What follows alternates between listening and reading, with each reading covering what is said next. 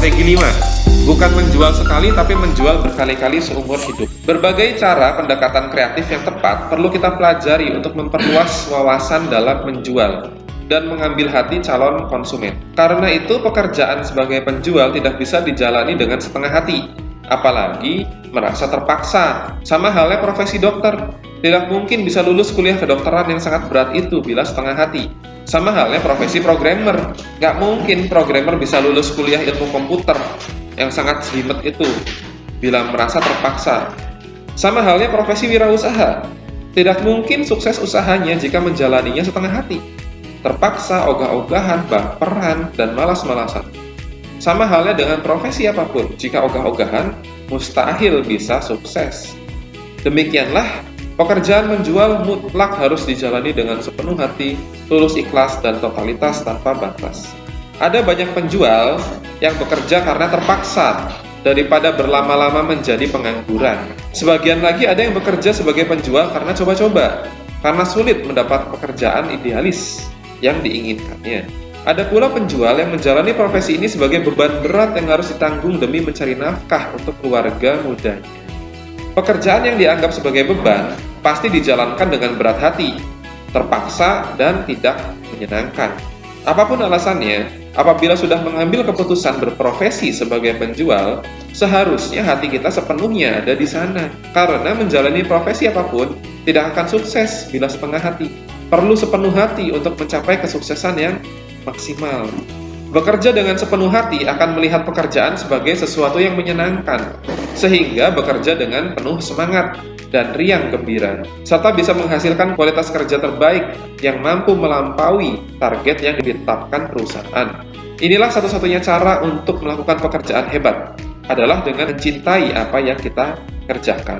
Untuk bisa menjadi penjual sukses, diperlukan semua syarat berikut ini. Percaya diri, tahu pasar, paham konsumen, mengerti produk, good looking, penampilannya menarik, great attitude, smart, persuasif, ramah, jujur, bisa mengatur waktu, terampil menjual, tekun, gigih, pantang menyerah, tahan banting, mental baja, konsisten, dan tulus ikhlas. Menjadi penjual yang berhasil dituntut syarat-syarat yang tidak mudah. Berarti pekerjaan menjual itu memang tidak bisa dilakukan sebagai pekerjaan sampingan atau pekerjaan setengah hati, sekedar coba-coba atau jadi batu loncatan dengan harapan segera dapat pekerjaan lain yang lebih enak tanpa target. Pekerjaan menjual adalah pekerjaan yang serius, yang perlu dikerjakan sepenuh hati. Fakta lapangan menunjukkan bahwa penjual yang sukses tidak akan berjualan sambil melihat dan mencari lowongan kerja di bursa kerja. Sebaliknya, penjual yang kurang sukses akan cenderung bekerja sambil terus-menerus mencari peluang kerja lainnya. Penjual yang kurang sukses bila tidak berhasil menjual, mereka tidak punya daya juang untuk mencoba lagi, dan mereka akan cenderung menyalahkan produknya atau menyalahkan perusahaannya tanpa serius introspeksi diri. Untuk sukses menjual, kita perlu memastikan bahwa hati kita mantap menjalani profesi sebagai penjual dan memastikan menjual adalah karir yang menyenangkan karena bisa membantu orang lain melalui produk dan jasa yang kita tawarkan. Bisa memberitahukan produk yang bermanfaat dan sesuai kebutuhan pembeli, mendapat peluang pemasukan yang jauh lebih besar dari posisi lain apabila dilakukan dengan sungguh-sungguh. Buatlah suasana hati kita yang selalu gembira saat menjual, karena penjual 4 kali lipat lebih penting daripada produk yang dijualnya itu sendiri. Hubungan pribadi bisa lebih mengena dalam mempengaruhi keputusan pembelian. Olahraga atau berkegiatan bersama bisa menjadi pintu masuknya.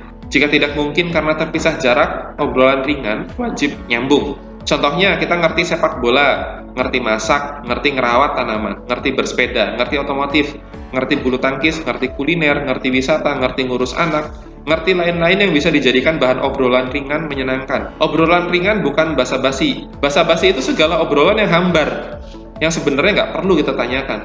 Upaya menyamakan kondisi, menyamakan ketertarikan, menyamakan posisi, Pacing, penyejajaran diperlukan sebelum kita bisa leading, yakni memimpin arah pembicaraan atau arah tujuan. Seringkali contoh-contoh upaya pacing tadi sangat penting kita lakukan untuk membangun kedekatan hubungan dengan pembeli. Menjual adalah sasaran akhir, sedangkan pacing, penyejajaran, menyamakan chemistry adalah sasaran pertama. Product knowledge sangat penting untuk bisa membuat calon pembeli yakin. Namun, wawasan luas pun tak kalah penting dan tak kalah berpengaruh. Dan berpengaruh sangat besar untuk membangun chemistry dengan calon pembeli. Dengan wawasan luas, penjual lebih siap untuk diajak bicara tentang apa saja oleh calon pembeli, yang akhirnya membuat mereka memiliki ketertarikan untuk membicarakannya dengan kita. Istilah chemistry digunakan untuk menggambarkan kesesuaian, kenyamanan, dan kecocokan saat berkomunikasi, maupun melakukan pendekatan serta berkegiatan bersama. Memang ada efek samping dari chemistry yang terbentuk, yakni mereka melekat pada kita, dan kita pun menjadi melekat pada mereka. Ini wajar dan harus rela kita terima, selagi lekatan itu tidak dosa, dan memang menguntungkan kita dalam jangka pendek maupun jangka panjang.